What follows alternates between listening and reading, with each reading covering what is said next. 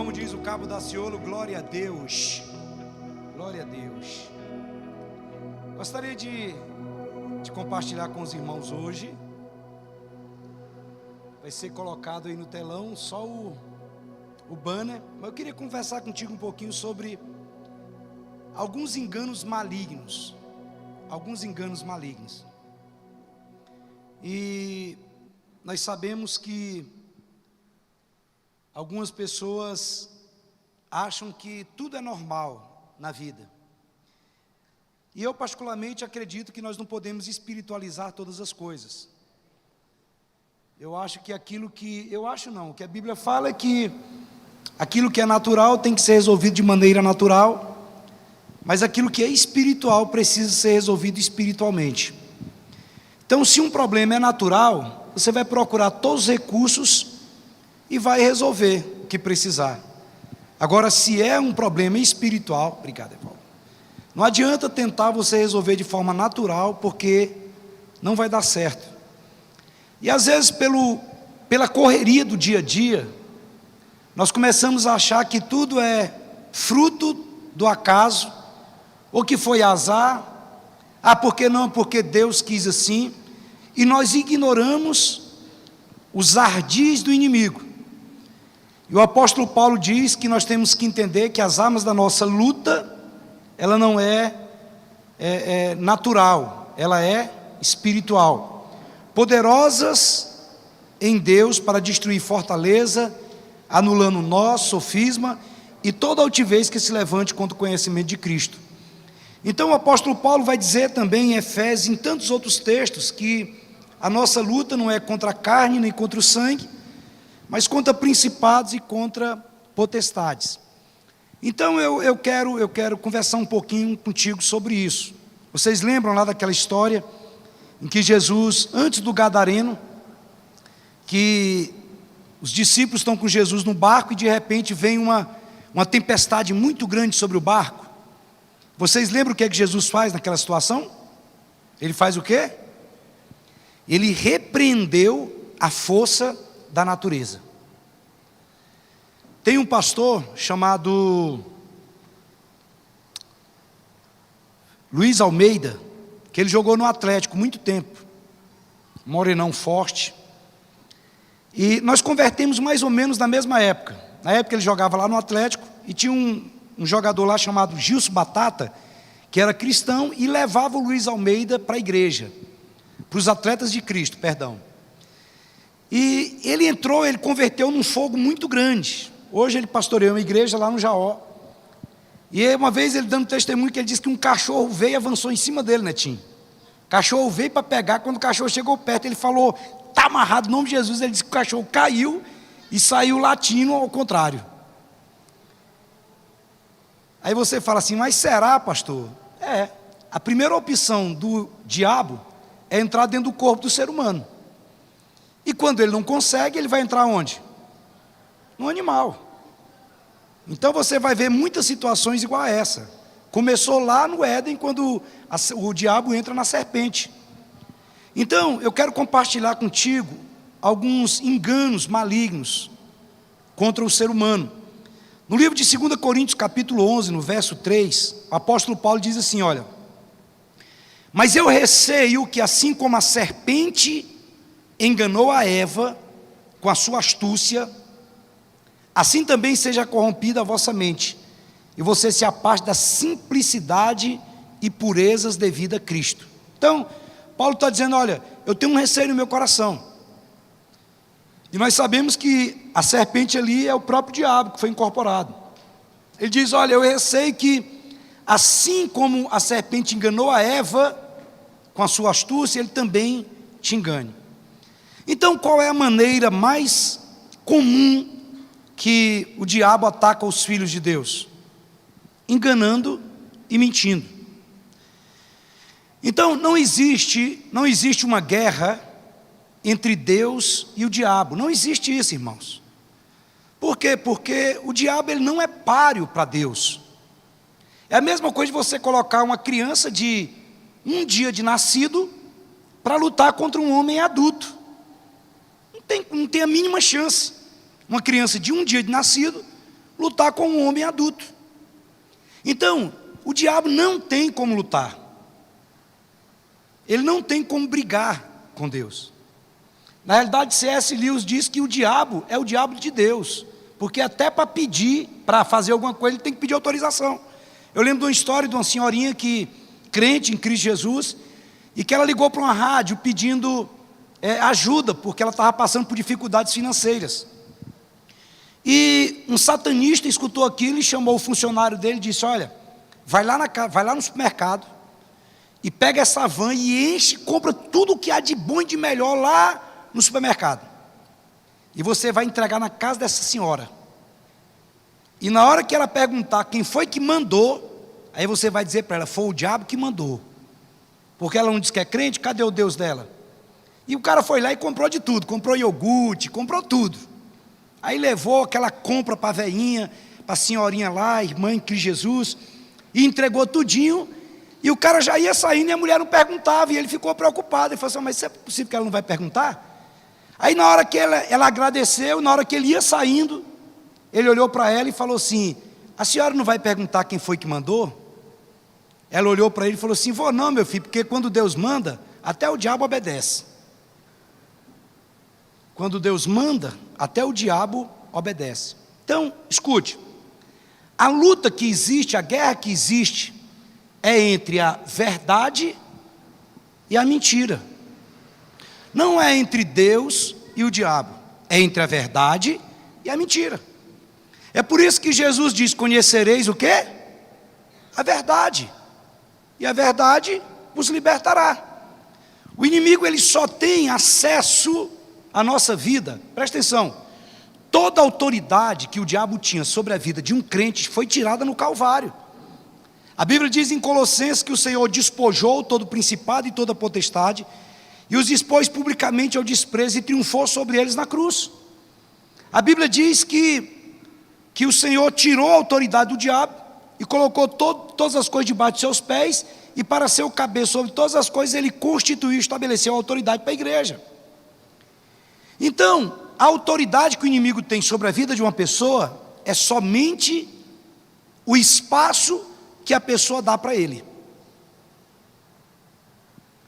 A quantidade e a dimensão da ação dele na vida de alguém, ou de uma família, em cima de uma família, é a medida do espaço que é dado.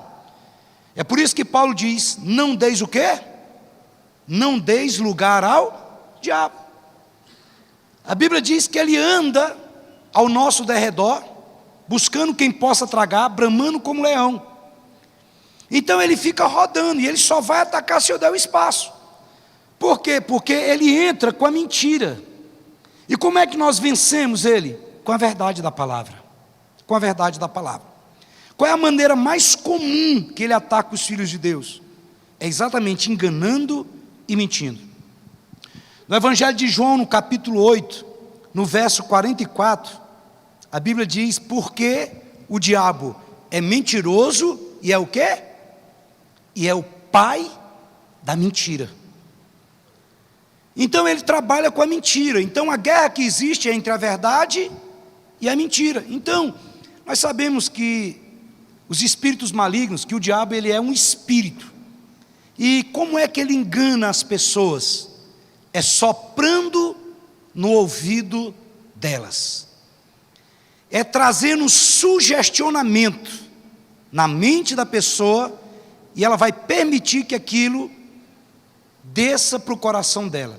E uma vez que desce para o coração dela, então ele sopra na mente, então surge uma ideia, então surge um pensamento.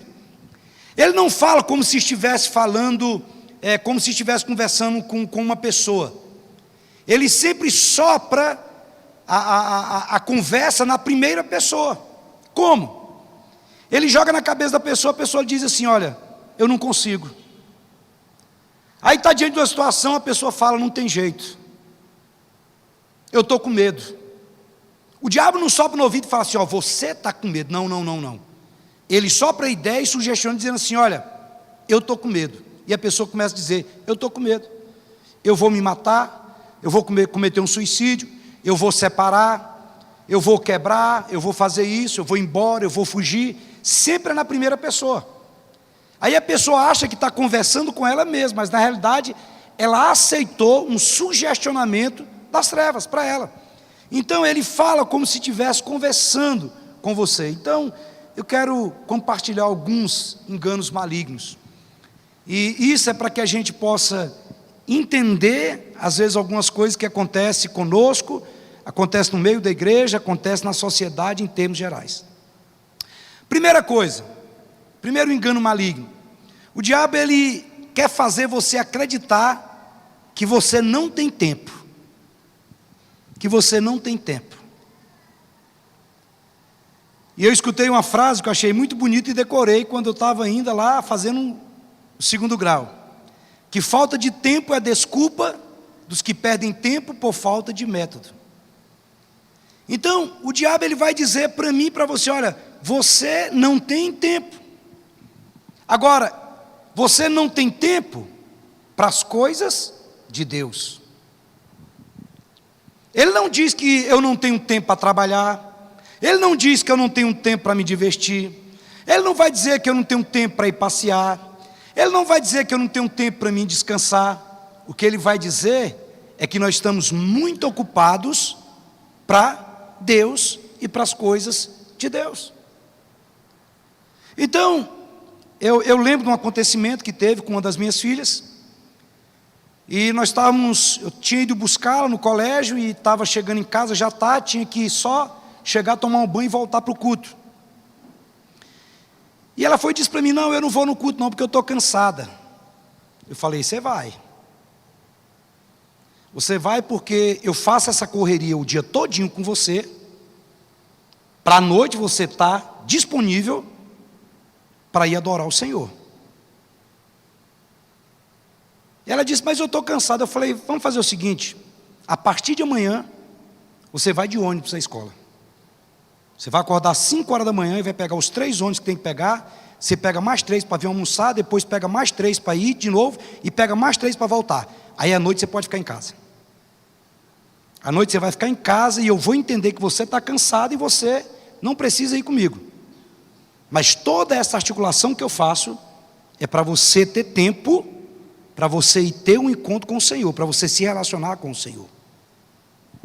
Por quê? Porque a maioria de nós temos tempo para tudo. Eu vejo às vezes muitos pais que levam o filho para o futebol, levam o filho para fazer uma prova, levam o filho para o cinema, mas o filho não pode vir para o culto. Mas o filho não vai para um acampamento, o filho não vai para uma vigília. Então nós estamos dizendo exatamente o que é que nós priorizamos. Por quê? Porque o diabo está dizendo, olha, eu não tenho tempo.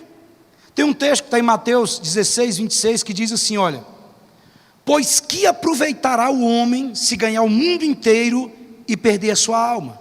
Ou o que dará o homem em troca da sua alma? Pastor, mas o senhor está falando isso nesses dias muito. Eu estou falando, sabe por quê? Porque nós estamos vivendo os últimos tempos, irmãos.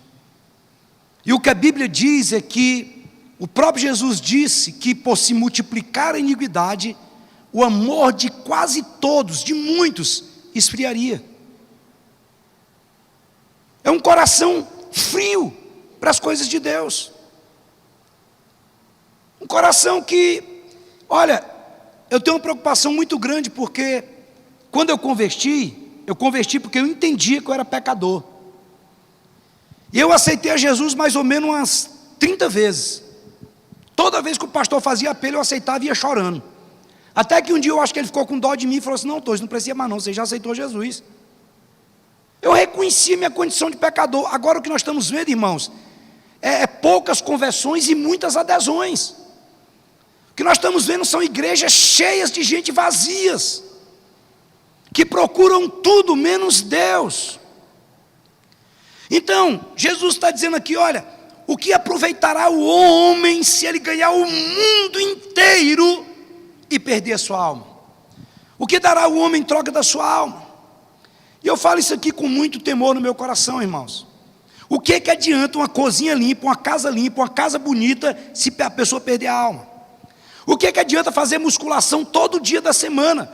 A pessoa ficar bombadona, ficar bonitona, saradona, se ela perder a alma? O que adianta a pessoa se divertir, se regalar, fazer tudo o que pode fazer e perder a alma dela? O que adianta o meu filho, a minha filha se formar, se tornar um empresário bem-sucedido, se tornar um médico, se tornar um juiz, e ela perder a alma? O que adianta trabalhar de maneira demasiada o dia todo, final de semana, fazer hora extra, ganhar muito dinheiro e perder a alma? O que adianta? Então ele está dizendo, o que adianta o homem ganhar o mundo inteiro e perder a sua alma? Jesus vai dizer também em Lucas capítulo 12, ele diz assim, olha: então direi à minha alma, tens em depósito muitos bens para muitos anos, descansa, come, bebe, regala-te. Mas Deus lhe disse, louco, esta noite te pedirão a tua alma, e o que tens preparado, para quem será? Então o que adianta eu fazer tudo o que eu acho que eu tenho que fazer, para justificar uma mentira de que eu não tenho tempo? O grande problema é que nós programamos a nossa agenda, nós colocamos todas as coisas que nós devemos fazer, e depois, se sobrar alguma coisa, nós tentamos encaixar Deus, nós tentamos encaixar a obra dEle. Então eu não estou dizendo que você não deve trabalhar, claro que deve trabalhar, é claro que deve investir, é claro que tem que fazer tudo isso, irmãos. Mas quando tem que sacrificar alguma coisa, a primeira coisa que a pessoa sacrifica é o relacionamento com Deus e o chamado de Deus para ela, o ministério.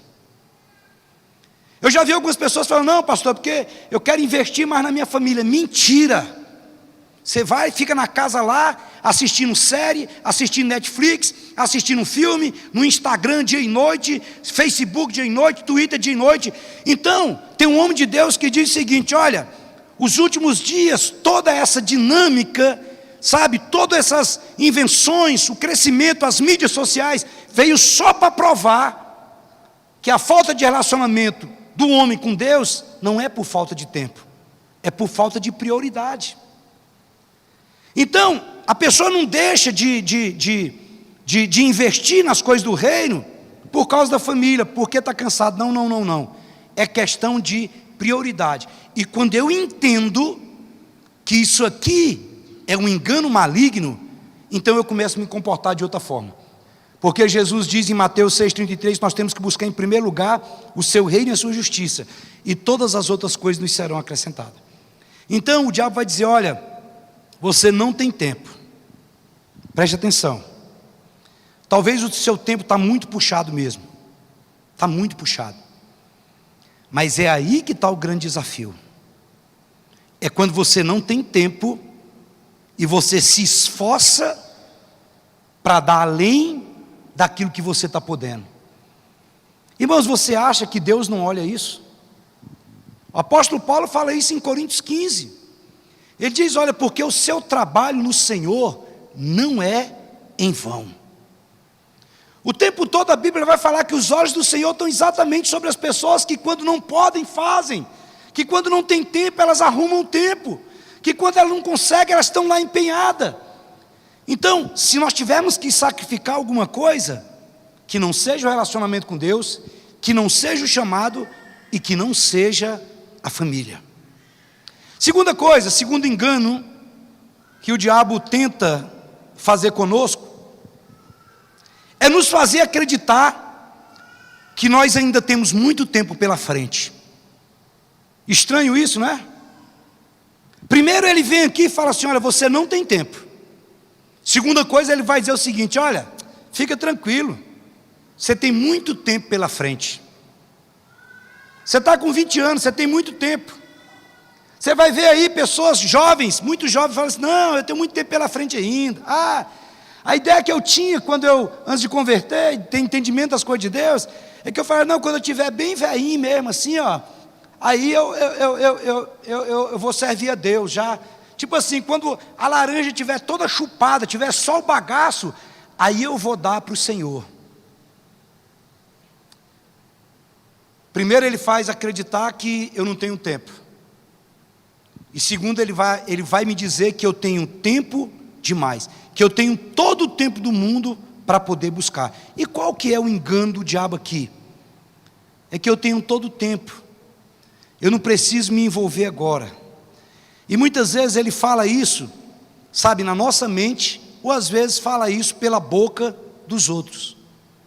Tem um texto que está em 1 Pedro capítulo 1, verso 24, que diz assim, olha, pois toda carne é como a erva, e toda glória é como a flor da erva. Seca-se a erva e cai a sua flor, mas a palavra de Deus permanece eternamente. A Bíblia diz que a vida do homem é como a erva que nasce e murcha, ela seca em pouco tempo. Então preste atenção, nós não temos todo o tempo do mundo para servir a Deus. E o tempo que nós temos para servir a Deus é hoje.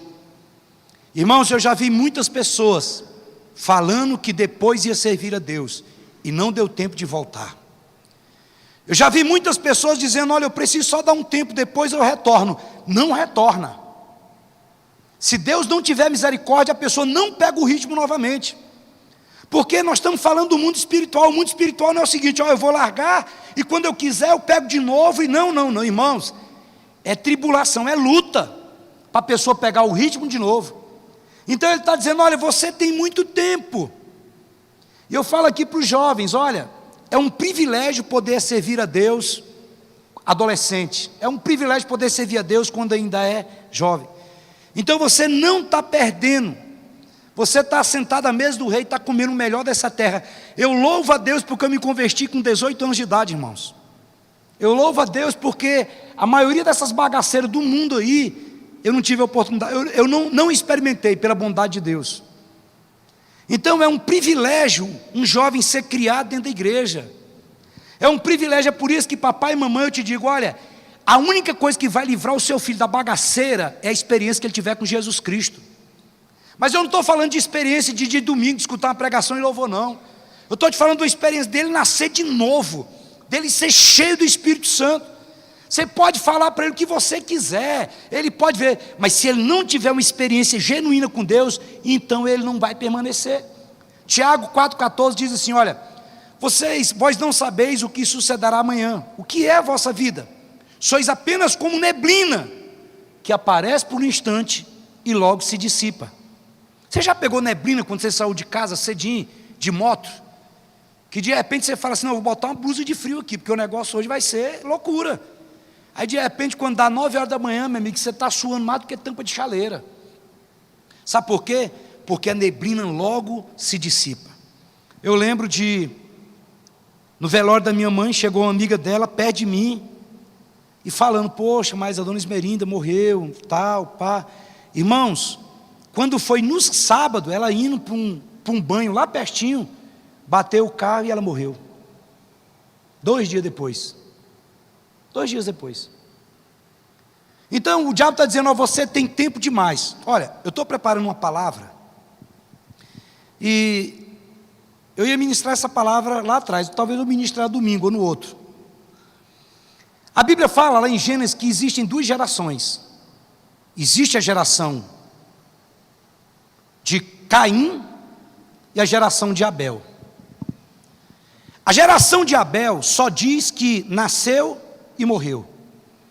Mas a geração de Sete, que substituiu Abel, fala quando nasceu e quanto tempo viveu. Quando o povo de Israel está saindo do Egito, a Bíblia diz que Deus começa a contar o tempo a partir dali. E ele diz, esse será o primeiro dia do primeiro mês do ano. Por quê?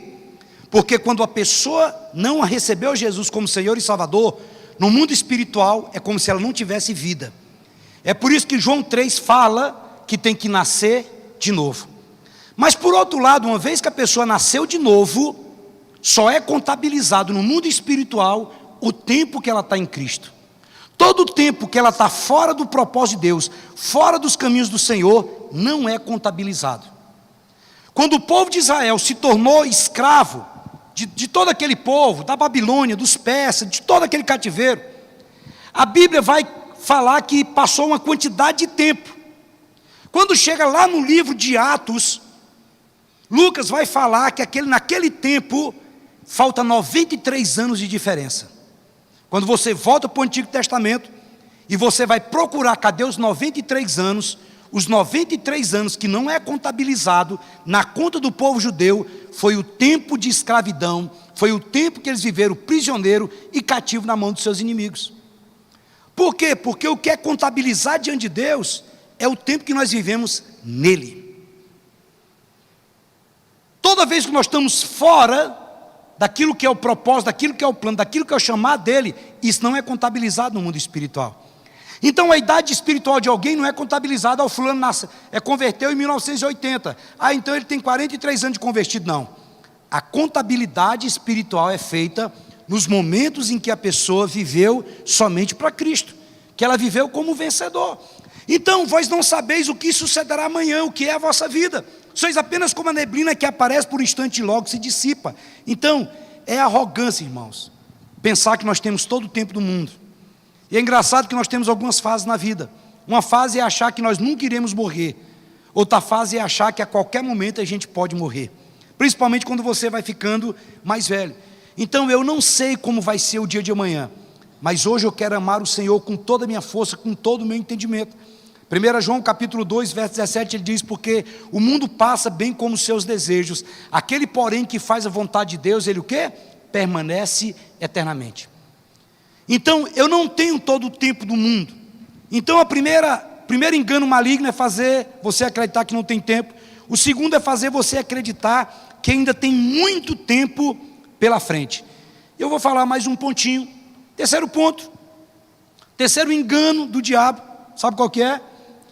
É nos fazer acreditar que ninguém está vendo o que eu estou fazendo. E aqui, meu amigo, entra uma coisa muito séria. Quem eu sou quando ninguém está me vendo? O que eu faço? O que eu penso? Consegue entender isso? O que as paredes escutam que você fala do seu pastor?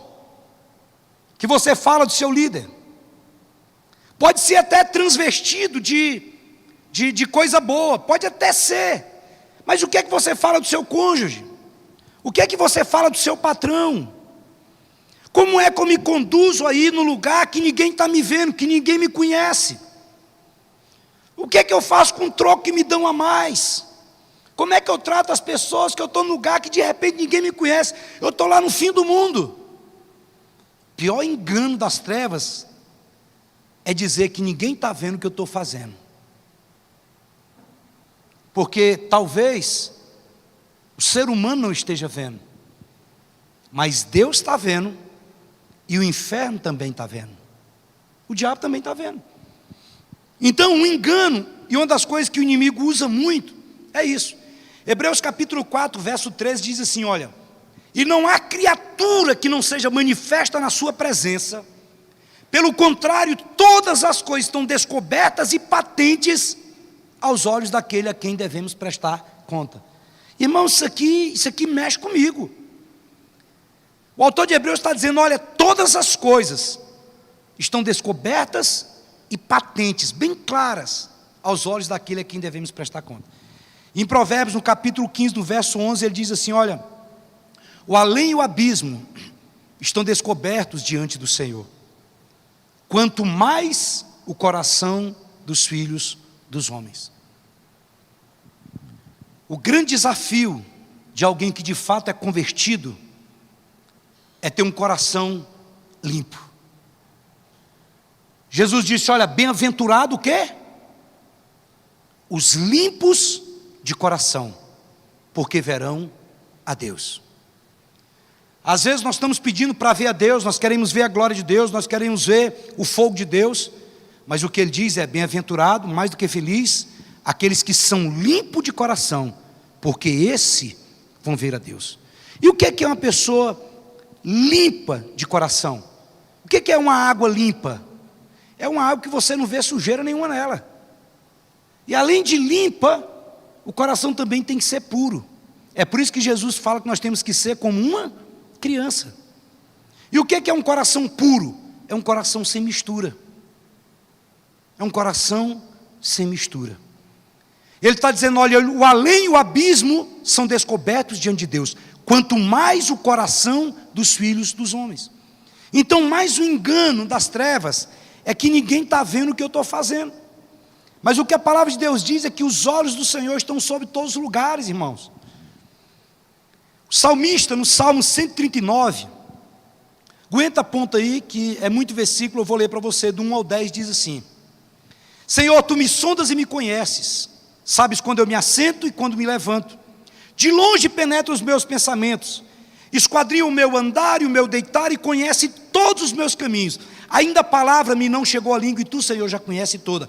Tu me cercas por detrás e por diante e sobre mim põe a mão. Tal conhecimento é maravilhoso demais para mim, é sobre modo elevado, não o posso atingir. Para onde me ausentarei do Teu Espírito? Para onde eu fugirei da Tua face? Se eu subo aos céus, lá está. Se eu faço a minha cama no mais profundo abismo, lá estás também. Se tomo as asas da alvorada e me detém nos confins dos mares, ainda lá me haverá de guiar a Tua mão e a Tua destra me susterá. Talvez você esteja num lugar que ninguém está te vendo, que aparentemente é tudo desconhecido, mas você tem que determinar no seu coração que você não vai ter uma vida dupla, que você é nascido de novo. Nós não podemos viver a vida cristã de um jeito na igreja, viver de outro jeito dentro de casa, viver de outro jeito no trabalho. Tem muitas pessoas que são muito crentes na hora do culto, mas chegam em casa não são crentes do mesmo jeito. Tem muita gente que levanta as mãos na segunda-feira, no domingo à noite, mas na terça-feira, no trabalho, é o diabo encarnado. Então, não tem como um servo de Deus nascer de novo, ele age de um jeito, num lugar, numa hora, e ele age de outro jeito, em outro lugar. Escute, o entendimento é qual? É que nós vivemos 24 horas por dia na presença de Deus. Não tem como, irmãos. Sabe, lá, trancado dentro daquele carro, o Espírito Santo está lá dentro. Lá, na ponta da rua, lá em Paraty do Maranhão, o Espírito Santo está lá. Na hora de fazer um negócio, onde quer que seja, o Espírito Santo está lá. Lá na minha casa, lá na minha família, o Espírito Santo está lá. Na hora da proposta indecente, na hora de eu poder tirar vantagem, o Espírito Santo está lá. Escutei a história de um homem de Deus, na época era um grande homem de Deus, e ele disse que estava indo para determinado lugar, e de repente deu um problema no avião, e ele teve que pousar na Grécia. E geralmente, quando tem algum tipo de problema num voo, a companhia aérea é obrigada a dar alimentação e dar um hotel para a pessoa ficar. E deram para ele um hotel 5 estrelas na Grécia. E quando foi altas horas da noite, levaram um cardápio para ele, das mulheres mais bonitas da cidade, que ele podia escolher, que eles mandariam, tudo por conta da empresa acompanhante. E ele disse que por milésimo de segundo ele pensou: poxa, eu estou aqui na Grécia, eu não conheço ninguém aqui, ninguém me conhece, eu posso ficar com qualquer mulher dessa aqui, porque ninguém vai ficar sabendo, nunca vai ficar sabendo. Diz que foi muito rápido esse pensamento, mas muito rápido também veio: os olhos do Senhor estão sobre mim. Não tem como eu sair do alcance do Senhor. Consegue entender isso? Muitas vezes o diabo vai dizer que você não tem tempo. Muitas vezes ele vai dizer que você ainda tem muito tempo. Pode deixar para o mês que vem, pode deixar para o ano que vem, pode deixar para daqui 5 anos, 10 anos. E outras vezes ele vai dizer assim: olha, ninguém está vendo. O que é que tem? O que é que tem?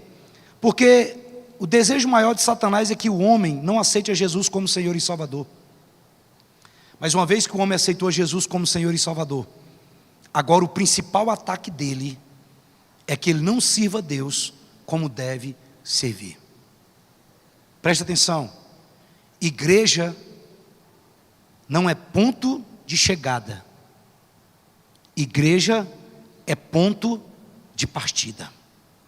Igreja não é o fim, igreja é o começo de uma nova vida, é o começo de uma nova visão, é o começo de um novo Senhor, é o começo de um novo propósito. Então ele vai tentar o tempo todo quebrar a nossa consagração, nos levando a ver coisas indevidas, nos levando a assistir coisas que nós não podemos, porque o que ele deseja mesmo é quebrar a consagração do nosso coração. Quantos estão entendendo? Então, o diabo ajuda a fazer, mas não ajuda a esconder. Tudo aquilo que nós fazemos, tudo aquilo que nós pensamos, está diante do Senhor, irmãos. E nós precisamos ter esse entendimento e ter essa clareza. Nós estamos numa luta entre a verdade e a mentira. E o tempo todo, Satanás ele vai mentir na nossa cabeça. Vai tentar encher, inflamar o nosso coração com coisas que não são de Deus, para nos afastar daquilo que é o propósito eterno de Deus para as nossas vidas. Então, tem outros pontos, outro dia a gente vê sobre isso, mas eu quero que você pense muito a respeito disso. Sabe, como que você tem investido o seu tempo? A Bíblia diz que é dom de Deus que o homem desfrute do fruto do seu trabalho. Mas não tire aquilo que é de Deus. Não dê restos para Deus. Não dê, sabe, o bagaço para Deus. Dê o seu melhor para Deus. E saiba que nós temos que aproveitar o tempo o máximo possível. Por quê? Porque nós não sabemos o dia que nós vamos partir. Nós não sabemos o dia que vai chegar a nossa vez. Talvez nós já pegamos a senha e estamos na fila. Só não sabe o dia nem a hora. E a terceira coisa é entender que nós vivemos na luz. Nós somos transportados do império das trevas. As trevas não fazem mais parte da nossa vida. Nós andamos na luz, vivemos na luz, falamos na luz, nos movemos na luz de Deus, para que os homens vejam as nossas obras e glorifiquem o nosso Pai que está nos céus. Se coloque de pé, vamos orar em nome de Jesus. Hoje nós não vamos ter a nossa reunião. Essa palavra já era a palavra que eu ia compartilhar com os irmãos lá. Mas enquanto a equipe de louvor chega aqui à frente, eu gostaria que você orasse e que você considerasse esses 3 pontos. Aquilo que precisa ser ajustado, sabe, aquilo que precisa ser organizado. Às vezes o que nós precisamos é reorganizar a nossa vida, ressignificar a nossa vida. Às vezes o que nós precisamos é alinhar o nosso coração, o nosso propósito, com o propósito, com o coração de Deus. Feche seus olhos. Se você tem liberdade, erga suas mãos para os céus e consagre o seu coração a Ele. Peça a Ele aquela fome quando você o conheceu. Peça a Ele aquela fome, aquele desespero santo, aquele primeiro amor, aquele coração que sempre queimou por Ele. Esse fogo está aí dentro de você. Essa chama ela pode estar um pouco ofuscada, mas você é um homem de Deus, você é uma mulher de Deus. E nós fomos chamados para viver sempre na presença do Eterno. E o nosso coração não vai encontrar concorrentes. Não há nada que vai ocupar o lugar de Deus nas nossas vidas. Ele é o primeiro, Ele é o absoluto. Senhor, nós nos rendemos a Ti nessa noite e pedimos perdão, ó Deus, por todas as vezes que nós trocamos o Senhor por outras coisas. O desejo do Senhor, ó Deus, é que nós desfrutemos de tudo aquilo que é bom. Tudo aquilo, ó Deus, a Tua palavra diz que é dom de Deus, que a gente desfrute do fruto do trabalho. A Tua palavra diz, Senhor, que o Senhor deseja, o Senhor quer ter comunhão conosco. E eu peço, não vai apagar. Pega suas mãos para os céus. Senhor, nós nos rendemos inteiro e completamente ao Senhor. Tua palavra diz que por se multiplicar a iniquidade, o amor de muitos esfriaria. Mas aqui de maneira consciente, nós estamos pedindo ao Senhor um coração aquecido, uma fé inabalável. O Senhor faz uma pergunta, o Senhor pergunta, porventura, quando vier o Filho do Homem, encontrará fé na terra? Senhor, que o Senhor nos encontre pessoas de fé, pessoas que continuam acreditando que a igreja que prega Jesus Cristo é resposta para um mundo caído e sofredor, e que nós nos levantemos a cada dia mais com líderes, famílias, crianças, adolescentes, jovens, adultos fortes, ó Deus, com a fé, ó Deus, inabalável, que ama o Senhor acima de todas as coisas. Nós nos negamos a ser guiados pelas mentiras do inferno, e nós nos apropriamos pela verdade eterna. Nós nos negamos a ser direcionados, ó Deus, pelos fatos da vida, e nós decidimos ser guiados pela verdade da Tua palavra, pelas promessas do Senhor. E com sinceridade no coração nós clamamos nessa noite: dai-nos um coração limpo, dai-nos um coração puro, dai-nos um coração totalmente convertido e rendido ao Senhor, no nome poderoso de Jesus, no nome poderoso de Jesus. Quantos podem dizer amém? Que o Senhor te abençoe e te guarde, que Ele faça resplandecer sobre você a sua luz e te dê a paz. Um beijo no coração e uma semana abençoada, em nome de Jesus.